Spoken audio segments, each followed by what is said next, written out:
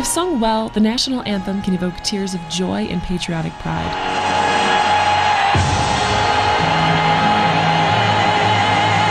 If sung poorly, it might elicit tears of, well, a different kind.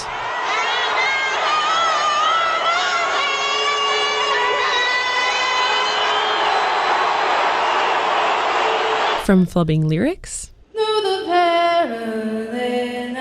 to battling nerves and echoey stadiums, a national anthem performer goes up against any number of challenges. To figure out exactly what those obstacles are and how to overcome them, we talked to students from Northwestern University's Bienen School of Music and Wayne Mesmer, a jazz vocalist by training who has sung the national anthem before Northwestern sporting events, as well as Chicago Bulls, Bears, Blackhawks, Wolves, and Cubs games for more than 3 decades. Actually, I'm closing in on, get ready for this, 5,000 times of singing. Whoa! Okay, so let's talk about some of these challenges. First is the song's large range.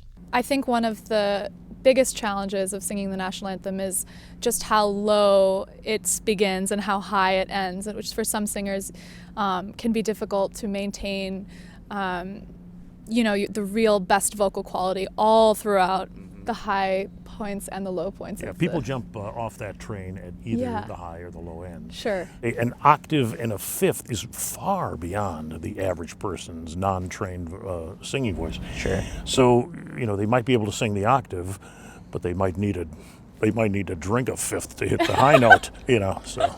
The phrases are long, and if you want to connect the phrases so that the syntax of the actual words makes sense, which I think a lot of singers actually don't really do too effectively, that can be really difficult. Often, big events carry a lot of emotion with them, and so you have to think breathing, placement, phrasing. I'm a huge fan of telling the story or reciting the poem and doing it on pitch. Which brings us to choosing the right key.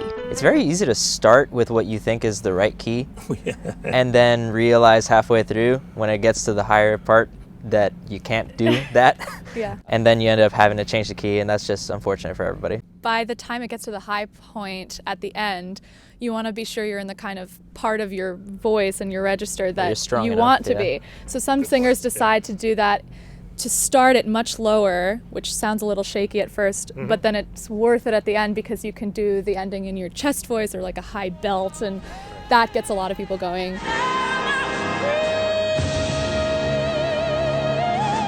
Also, the singer must learn how to acclimate to the venue, big or small. For example, Soldier Field it's over a second delay, and it comes back at you, pow, and smashes you right in the face because it's clear.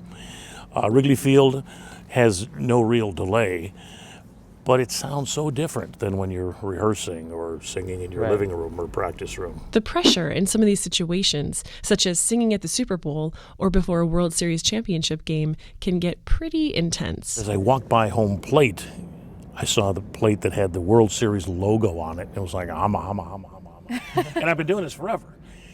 And that's where I do it. I was comfortable there. But all of a sudden, it was like, this is not a Tuesday afternoon in late April against Cincinnati. The only thing that's changed is the size of the stage and certainly the enormity of the audience. And finally, for such a well-known song, you really can't forget the lyrics. Singing the national anthem for proud Americans is not something you want to mess up. You're right. I've never, thankfully, forgotten the words in the moment, but the moment right before, sometimes you're like, what? And then you start, and then it happens and it's fine. Because I think if you're really still thinking, this is true in opera, what we do every day also, if you're still thinking about pitches and rhythms and words, you're going to mess up. It has to be muscle memory at that point. And thankfully that is what takes over in those moments of peril where you're like, oh, say. Oh my. Oh my. No matter the challenges one might face, being asked to perform our nation's hallmark song is a true honor for any musician. I think just in general, it's an honor anytime somebody asks you to sing anything, but let alone something that unites everybody in a country. Even though there is oftentimes the fear that everybody's here to watch me mess up the words to the national anthem, you know that they're all singing along with you in their hearts or in their heads. And the